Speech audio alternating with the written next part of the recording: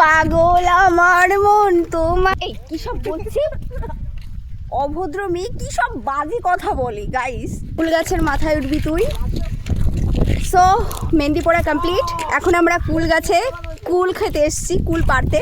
এই camera on করলে একটু বেশি জ্বালাতন করে, ন্যাকামো যত সব। আমাকে শুধু বললো দিদি তুমি এখানে দাঁড়াও, আমি একটা লাঠি নিয়ে আনছি। দেখো পুরো বাঁশ নিয়ে চলে এসছে। মামা বাড়ির সামনে সুন্দর একটা কুল গাছ আছে, মাথায় পড়বে বনু।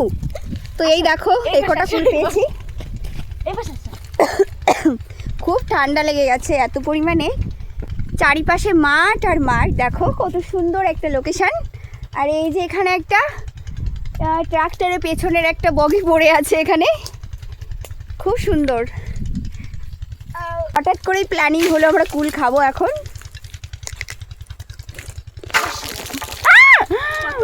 কত কুল!